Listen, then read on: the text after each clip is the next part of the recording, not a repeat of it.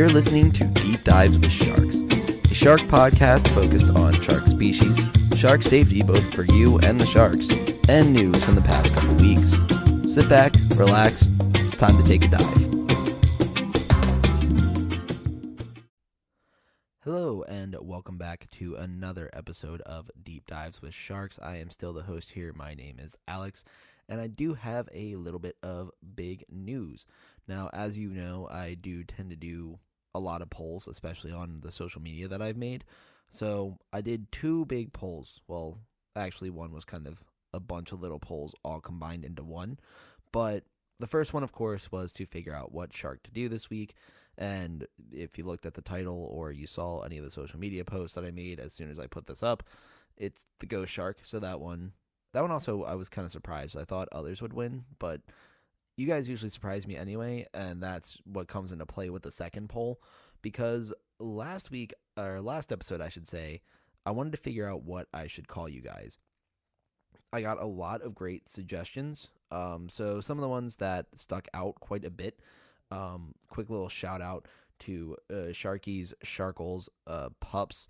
Sharks are friends, not food. And a personal favorite of mine was imbeciles. I figured you guys would not want to be called imbeciles, though, so I did not move that one on to voting, but I thought that one did make me laugh, so that was a good one. But it actually ended up coming down. The final was between Sharkies, Chum, Sharkles, and Sharkiras. Now, I honestly thought Sharkies was going to win, because that one took an early lead. But in the end, Sharkiras won. So welcome to Deep Dives with Sharks, my fellow Sharkiras. And that is going to stay for a while until I get a cease and desist from her team. Maybe one day we'll get a partnership with her. That'd be wild. Imagine getting Shakira on this. That'd be kind of crazy. But thank you all for participating in the poll who did. If you'd like to participate in future polls, or if you eventually want to yell at me to get the name changed, you can try. But you can do that over on Instagram at Deep Dives with Sharks and on Twitter at Deep Dive Sharks. So I'm going to eventually find a way to get those two to come together, but it'll work out eventually. But of course, follow along there. That's how you're going to get the updates here. And also mostly see me tweet that I'm eventually going to get the next episode out, because I'm usually behind. But going into the shark that we have set up for this episode, it's going to be the ghost shark. Now, this one here is a relatively newer discovered shark. So throughout my research, the oldest date that I could find for when we found this species was around the 1980s.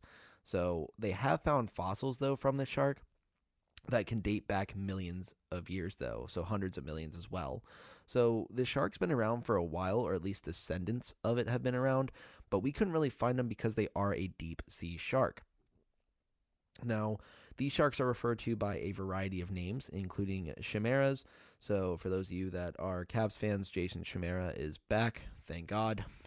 But they also are known as spookfish, ratfish, and rabbitfish. Now, I don't exactly see rat or rabbit in them, as they are typically pale white with massive eyes and a narrow tail and a blunt but round face that has lines that resemble blood vessels. Then again, I may just not have seen what a rabbit or a rat looks like recently, so very possible I've just missed that. But they also lack denticles. Now, for those of you that don't remember what that is the tooth-like structures that are on a shark's skin that make them feel more like sandpaper. Now, these sharks don't have that. Their skin is very smooth. They do have a couple sets of, or not sets, I guess they have patches of denticles on when they're pups, so when they're babies, which was another name that y'all wanted me to call you. Pups was in the running. That one lost. That one was in the lead for a minute, too. I thought that was going to be a really good one, but alas, Sharkiras, here we are. But, so when they're pups, they do have them, but then they grow out of them, and then the males have them on the claspers, so they'll have those there, I guess, as protection. I'm not exactly sure why they group there. But they also have a large set of pectoral fins that help with movement, and this is actually their main source of movement. While other sharks use their tail fins to help move, these sharks don't really do that. They kind of move their fins in the same way that a hummingbird would flap its wings in a figure-8 motion, and this helps to generate enough lift for a hummingbird and also keep the ghost shark where it is in the water, but also move it forward to create enough lift to propel it forward. So they use their pectoral fins much more than their tail fin. They also have pelvic fins that help with balance. They're going to be behind those pectoral fins, and they tend to not use those too much except for evening out. Now, this is going to be a little bit interesting as well. Their front fin is more similar to what you see. They have two dorsal fins. Their front dorsal fin is more similar to what you'd see on other sharks. So that larger rounded fin that would usually pops out of the water. But then their second dorsal fin is more short and long. So it comes off their back a little bit, but it goes much further down towards the tail than it would regularly. Now, they also sometimes, some ghost sharks will have a defensive spine on their front dorsal fin, and this helps to keep predators away. And also, if anything tries to bite them and they hit that, that tends to be a pretty good way to stay alive as well. Now, they have these electrosensors visible above their lip, which kind of looks like where your cat's whiskers would be if you have a cat, but dogs are better. Drawing my line in the sand here. But with that, you can kind of see that very easily. And then, of course, if you look on the Instagram, you can see the picture of the shark too. So you can easily see all those electroreceptors. I tried to find a photo that looks really good, which also I think this is the only episode where I've had the post set up beforehand. I'm usually dead tired right now it's 10:46 p.m. I just got off work. But usually I'm scrambling to like find a picture and like write up the caption. I actually did that beforehand this time because I finished all the stuff before work, but didn't have enough time to record it. So here we are. But anyway, back to the electrosensors. But yeah, so they sit there and they're very easy to see. It's very visible. Same with those blood vessel like lines that go up their face. These guys are really cool looking, and I cannot, even if you're not following the Instagram, just Google these guys. They're so wild. But unlike other sharks that can move their upper and lower jaw, the ghost shark's upper jaw is fused to its skull, which is also very unlike other sharks because they actually have a skull. Now, other sharks don't. They're all cartilage except for their jaw. These sharks actually have a skull. Now, they get the name rabbit or rat because they have to grind their teeth. They only have 6 teeth. Unlike other sharks, their teeth don't fall out and then regrow. They just keep growing their entire life. So they have to grind these teeth down in order to make sure that they don't just grow too big for their mouth. And that's very similar to what happens with rabbits or rats, where their teeth just keep growing. They need to make sure they can grind it down. So it's the same idea there. These guys, this is why they're also called ratfish or rabbitfish. So mystery solved. I didn't know that earlier. As you could tell, here we are. But they also enjoy cooler waters, and they live in the deep ocean around 2,600 meters or 85,000 feet. There are some that go shallower than 200 meters or 660 feet. It's very much not common, though. These guys also tend to feed on crustaceans on the ocean floor and some mollusks as well. That is a hard word to say for me right now. But they also have a special reproduction. It's going to be similar to other sharks, though. They'll do internal fertilization, and the females will then lay eggs typically around the ocean floor. Although they live miles below the surface, they are listed as threatened because of bycatch and overfishing, which is kind of interesting to have an alien shark that is caught as bycatch. But because of those big dorsal and pectoral fins, that goes really well on the markets. And also, this is a really interesting fish, I should say, which I'll explain why I say fish here instead of shark in a minute. But it's really interesting looking at them because they're also like, some of them get kind of big, not too big, like maybe only a couple feet, but they still look like they have decent, like meaty bits to them as well. So I'm not exactly sure the entire, I guess I should say, I can't think of the right word for it, but I don't know the entire body image of a shark. Now it just sounds like I'm trying to not let the ghost shark fat shame itself. I swear I have more than 2 brain cells. Sometimes they don't rub together, but it's late. I'm sorry, guys.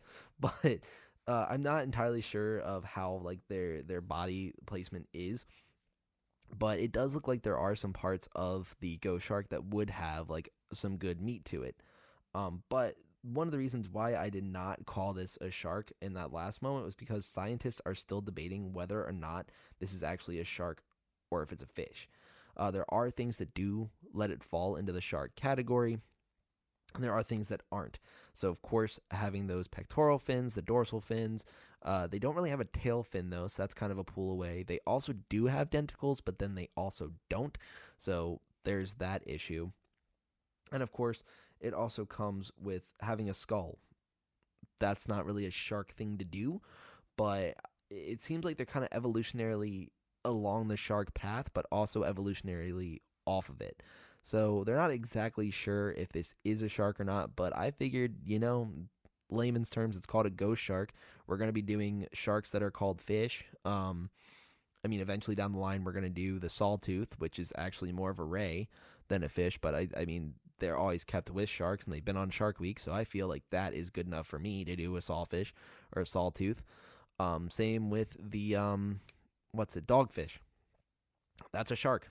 It's called a dogfish. Also, there's a great brewery, Dogfish Head, but a fantastic shark as well. Find a lot of those around here. But they're also really cool either way. They glide through the water gracefully. If there's one thing I cannot recommend enough, it's looking up a YouTube video of a ghost shark swimming.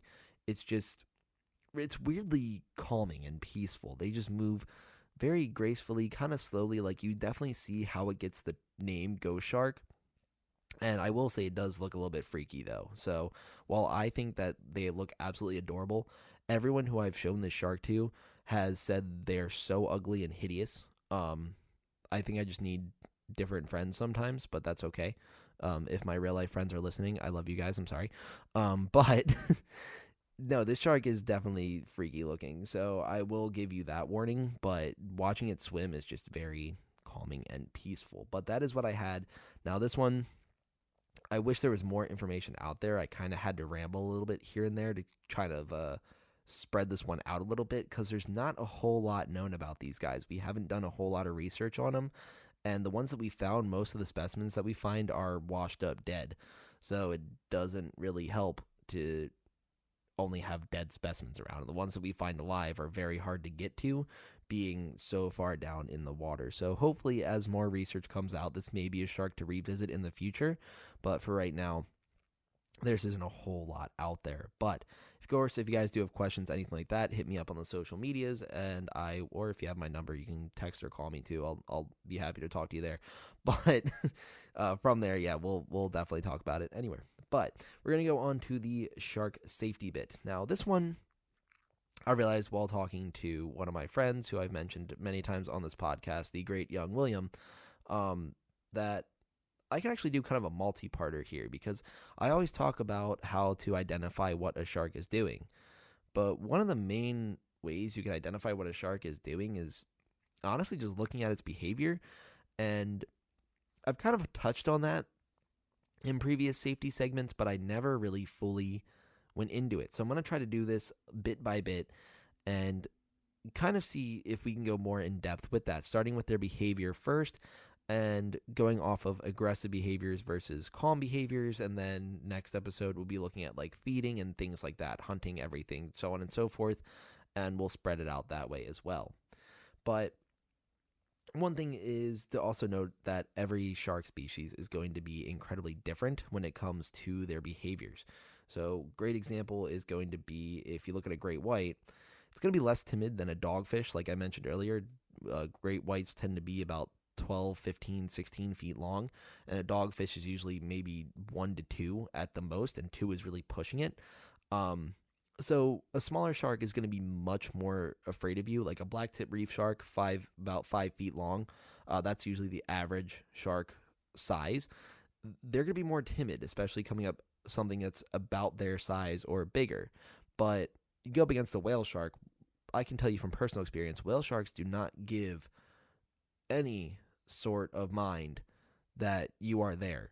They will swim and bump into you because they might not even see you, honestly. Like, with how close this one got to me, I honestly, you would have thought it didn't even know I was there. Now, did it hit me? No. Did it scare the living Jesus out of me? Yes, it did. So quickly.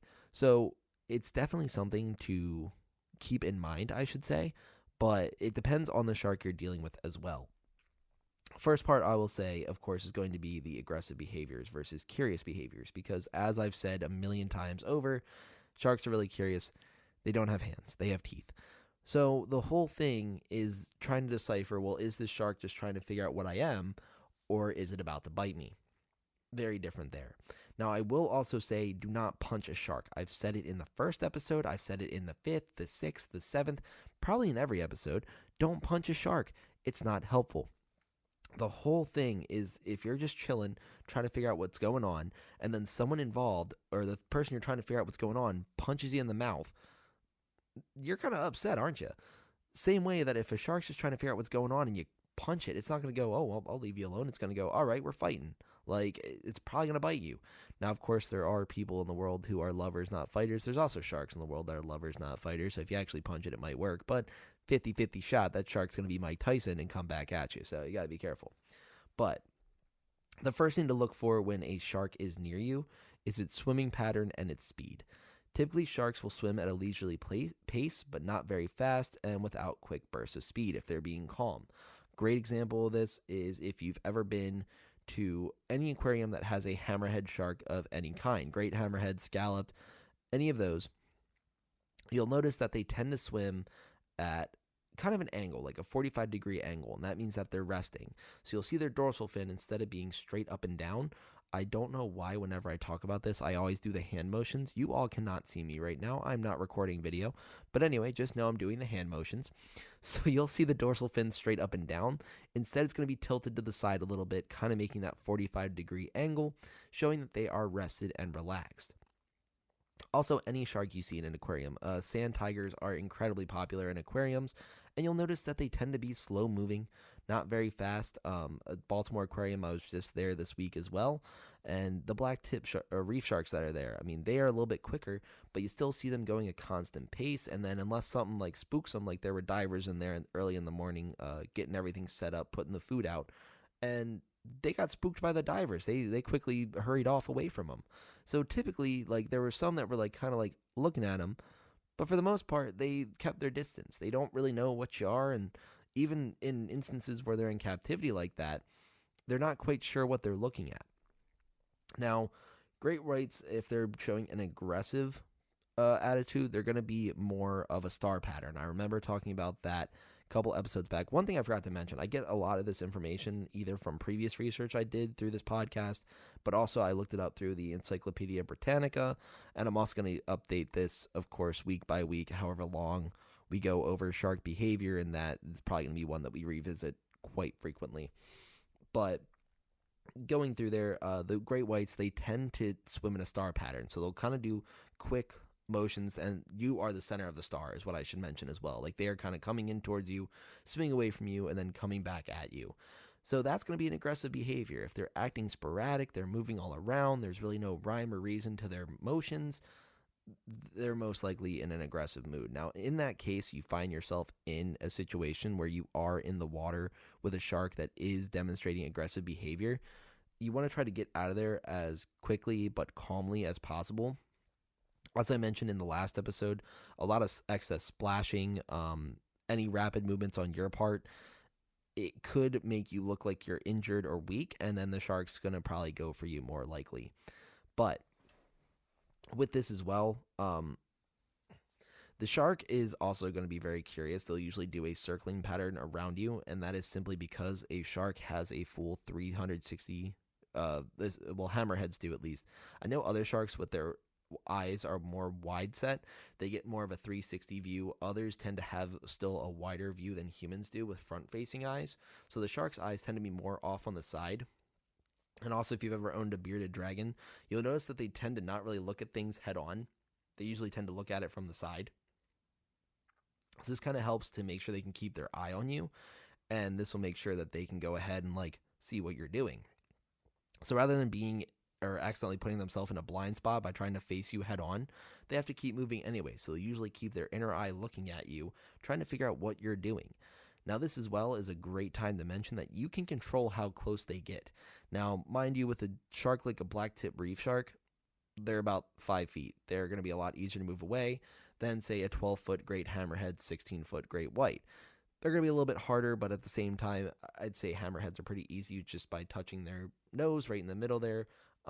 Great whites, same deal. Just aim for that nose there. Just push them away. Also, quick shout out to my buddy Jason. I hope you're listening still, and also I will see you soon. Don't worry. But if you go ahead and like just trying to push them away, zen, gently, nicely, you just want to get them away from you. Keep that distance. Sometimes even just putting an arm out towards them is all it's going to take to get them to be startled and kind of move away from you. Sharks also do tend to lose interest very quickly. There was a video that I saw where there was a diver who, I forget which, I don't think it was tiger sharks. I can't remember exactly. It was some open ocean shark, and I can't remember right now off the top of my head because I saw it months ago. But she mentioned that she always has to bring, like whenever she's trying to like get close to these sharks, she always has to bring a empty water bottle with her because it's a noise that the sharks aren't used to hearing. And since they're curious, she'll just crinkle it on her belt and they'll come flying over to look at her and then like realize, oh, it's just a diver, and they'll swim off. So they lose interest very, very quickly. And even in the video, you'll see her like crinkle the bottle and they'll like come towards her and then she stops crinkling it and they just swim off. So it happens very quickly. And even in like cage diving sometimes, like there was a video I just saw on Reddit and the guy said that like the only shark that showed up, the best he could get was like a top down view, and it was very quick. Like the shark just kind of looked and saw, it was like, oh, a cage, cool, and then just left. So once they kind of figure out you're not food and you're not anything they can really mess with, they kind of just leave you alone. Now, there is a thing that I do want to point out as well. A really good example of aggressive behavior that worked out fine, though, was there was a video that recently, I'm talking about a lot of videos here, too. I mean, I spend a lot of time on the internet, clearly, but there's a lot of it is looking at sharks, too. But there's a video of this kid that they're trying to do like the big reveal of like the fish he either just spearfished or something like that. But the kid's in the water and he's got his hand underneath the boat and he's holding a fish. And then his dad's recording or whoever's recording. And he goes and he puts the fish up on the deck. And a second later, a shark comes and hits him right in the chest. Now, everyone lost their mind. Immediately, all the headlines were 12-year-old boys attacked by a shark, this, that, whatever. And if you look at the video, it looks like he doesn't really even get bit. And they said there were no injuries to the kid, so I don't even think he was bit at all. I think, if anything, the shark went and bit where the fish was that was just moved. And it does that quick motion, slams off his chest, and just kind of sits there for a second like, well, that wasn't what I meant to do. And then the video cuts off, but like, you see the kid's not in pain. The kid's fine. The kid's like startled for a second, but like, there's no blood. He's not dead. And he didn't even get bit. Like, he got smacked by a shark, which, I mean, that's kind of cool. Like, if I got smacked by a shark and it's on camera, literally I'd start every interaction with, hi, I'm the kid that got smacked with a shark, and I'd pull up my phone and immediately show him. That's kind of wild. But the whole thing is that was an aggressive behavior that still ended without a bite. So the whole thing here is just staying vigilant, noticing like these different patterns. Like if it's a slow, steady, consistent movement, the shark's being calm. It's just trying to figure out what the environment around it is. It's just hanging out, doing its thing. But if it's acting sporadic, it's going in and out, trying to charge you, it's being aggressive. And one thing that you can do to get a shark away from you, now mind you, this is only if it is being calm. Do not do this if a shark is already being aggressive, because this can end very badly. But if a shark's getting a little too close and you don't like it and you can't get out the water or anything like that, because I mean, of course, as soon as you start like heading towards the shore, the shark might follow you. Now, one thing I will also reiterate that I mentioned a while ago, don't follow a shark if it is leaving, because that is a predatory behavior, and a shark will act defensively, which, as a lot of people in the U.S. know, defense can be the whole reason why anything happens. So just yell defense and you're good. But anyway, so with the sharks, they're going to act defensively and they're going to potentially bite you to get you away from it because they don't know what you're about to do and they're fearing for their own life. So just be careful there. But if it does start getting a little too close to you and you can't get it to just go away, what you got to do is you got to act like you're going to smack it. Now, like I mentioned earlier, don't actually hit it. It does not know that you trying to throw a punch in the water is going to be one of the slowest things ever. And even if you end up making contact, I mean, have you ever tried punching your friend under the water? It doesn't work very well. Like, these water molecules, they're hard to bully around. So with this, you do a little pump fake at it, it's not going to know what you're about to do. It doesn't know if you can actually throw a Kamehameha or what. So if you fake that and act like you're going to do something to it, it's going to skedaddle. It's going to get out of there real quick. Now, mind you, as I mentioned, these sharks tend to lose interest very quickly. So even if you sit there and you're trying to charge up your Kamehameha, by the time you get to Kame, it's usually gone. At that point, it's already buggered off. It doesn't really care. So one of those things there is just remember, stay calm. It's going to be curious. It might try to figure out what you are. If it's a little too curious, just put a hand out. Usually at that point, it won't go for you. Or if it's still getting a little too close, then you just kind of push it away from you. That's all you really got to do. You don't got to worry. You don't got to freak out. Most of the times, like even if it's a small shark and you're just standing in the water, I mean, even so, you can give it a little tap and it'll be like, oh God, and like get away. Like you don't got to full blown punch a shark. As I mentioned before, like most of the sharks that are going to come up to you at the beach, even if they do it all, are going to be like a foot long. So they're not really going to do anything. So if you punch a foot long shark, you're going to punch all of it. And that's overkill. You don't need to try to end a shark. It's messed up. But with this, just stay vigilant, remain calm. I will also mention, though, that you know how there are some people in this world that no matter what happens, they're just going to be jerks. And same goes for everything. I mean, there's dogs, like everyone looks at a dog or a cat and they're like, oh, it's so cute. But everyone knows someone who had a dog that just bit people or a cat that just messed everything up. There's going to be sharks out there that are jerks too. There's really nothing you can do about it. So there are unprovoked bites because sometimes sharks are just jerks. Dogs are jerks, cats are jerks, people are jerks. So just making sure you're staying aware. And even though you're like, oh, it's probably curious, it could be a jerk. So just be careful. But always be sure you're aware of your surroundings and just keep an eye out. That's really all you got to do. And if you see a shark, I hope it goes well. But that is what I have for the first bit of this. We'll go a little bit more into it next episode, I should say. I always say next week. I do this like every other week, maybe. So whenever the next episode comes out, we'll go over it then. But I do have 2 news stories, as always, for you guys.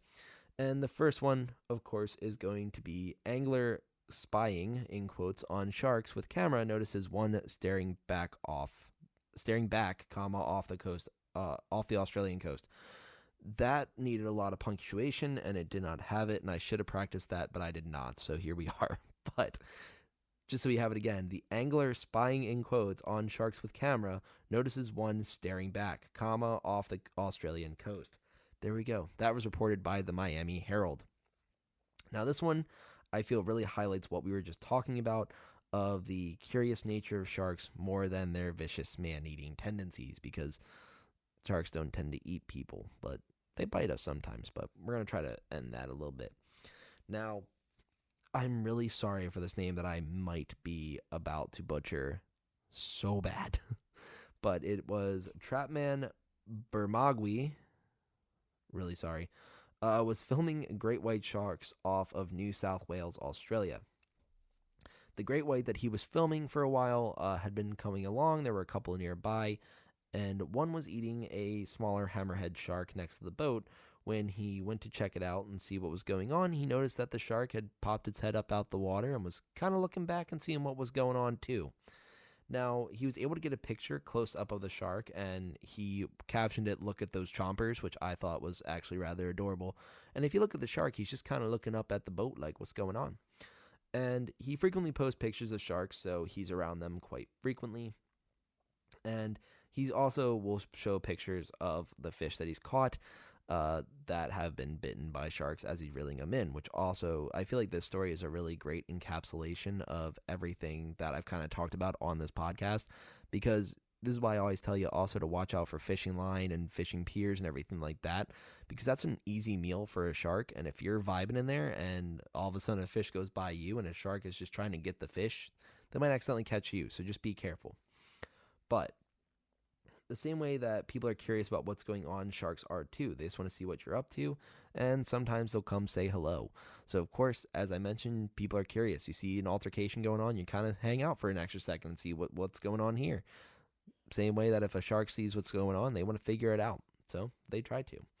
But it was a nice little read. It captured a lot of the things I've talked about, and definitely think it's worth the time. I mean, that's pretty much the whole story there, but you are more than welcome to look it up yourself and also go follow along on Instagram at their page. I think they listed it in the article, but I did not. So, sorry. But this next one actually got a laugh out of me. It was called Dog Chases After Hammerhead Shark in Shocking Video, and this one was reported by Fox News. Now, there is not a whole lot of writing with the video. There's just like a caption, so this one was kind of harder. It's just me kind of talking about a video I saw again. That's most of this podcast, actually. That's a sudden realization. Anyway, but so what you see in the video is essentially someone is on a charter boat. Just kind of set the scene for you guys. There's a charter boat. It's somewhere very beautiful, I must say. Crystal clear blue waters. And you see first the shark near the boat. It's about 12 feet long, as the cameraman or someone behind the camera says. And they're just filming it, and everyone's awed and amazed. And then it swims over towards a pier, and you see a dog on the pier. And the dog then decides, you've come too close to my turf. It's time for me to mess you up. So the dog then jumps in. Now, mind you, this is like a Jack Russell looking dog, maybe a little bit bigger, but it's not a Great Dane or anything like it is a relatively small dog compared to a 12-foot shark. And the whole video, it's only like 40 seconds long. Everyone starts losing their mind, of course, because they think they're about to see this poor, precious puppy get eaten. And all that happens is the dog just bites the crap out of the shark. And it is the funniest thing because the shark is just trying to swim away the entire time. Now, mind you, this hammerhead could easily have just turned around and just bit this dog. But instead, the dog's biting at the dorsal fin, and the shark's just trying to swim away, and it'll get some distance, and it'll slow down again because it's not like in the mood to eat or hunt. And the dog will just come over and start bothering it again. And the shark's trying to do everything. It's swimming out the deeper water. The dog's following it. It finally doubles back and then heads back towards the pier. And the dog finally gets the hint and then jumps back up on the rocks. But the whole time, everyone is screaming and losing their mind, and this dog's just going at it, and the hammerhead wanted none of this four-legged smoke. It did not know what was hitting it, and it just keeps biting at it, and finally the shark just buggers off and does its buggered off is my phrase of the episode. Woo! But anyway, but yeah, no, like the shark eventually just goes off and continues to go be a shark, and the dog goes off and continues to go be a dog, and it works nicely. They both live to see another day. But I thought it was hilarious because everyone always looks at how, like, you hear these horror stories about, well, this happened, that happened, blah, blah, blah. And here we have a dog biting the crap out of a shark. It's just kind of funny. Like, you don't expect to see or hear that. And, of course, the whole time, everyone's got this notion that the shark's going to kill it, which it very much could have. But instead, the dog's the one that wins this fight, if anything. Like, if this was a boxing match, I'd have to give it to the dog. The dog won. It was kind of wild. Now, I mean, mind you, it didn't look like he did any damage to the shark. I think he just bit at it, and it was very tough skin, hard to get through. But I don't know. They didn't get a close-up of his dorsal fin. But it was definitely a funny one to watch. I definitely recommend that. Now, I'd recommend watching it without the sound on because everyone's shrieking in the background. Like, it kind of startles you at first. But I mean, when you know nothing bad happens to the dog, it's kind of funny. And I feel like this wasn't this dog's first interaction with sharks because it was way too comfortable to just jump into something that's 12 feet long and just start trying to bite it. But but that's what I have for this episode. Thank you all once again, my fellow Sharkiras, for watching and listening. I always say watching. If you stare at your phone this entire time or your Alexa or anything like that, thank you as well. Appreciate it. But if you guys want to follow along for more, you can follow along on Spotify. You can also follow Deep Dives with Sharks on Instagram or Deep Dive Sharks on Twitter. That's where I post all my polls to figure out what I'm going to do next and anything that I'm really curious about. I also see what you guys are curious about. So if you want to throw anything there, also if you do have any questions or anything like that, but you want to remain anonymous, feel free to let me know. Or if you just want a quick answer there rather than having it discussed on the podcast as well, that is totally fine. Just let me know because I know some people want to hear this happen, like want to hear the interaction on the episode. Other people don't. So whatever you want, just let me know. I'm more than happy to work with you on that. But send me any comments, questions, concerns, or if there's something that you saw that might be a little bit different, you can also feel free to send me that as well, because of course that's why I throw corrections corners in there, and there'll definitely be a lot more to come. But thank you all for listening. I almost said watching again. Thank you all for listening, and I will see you in the next one.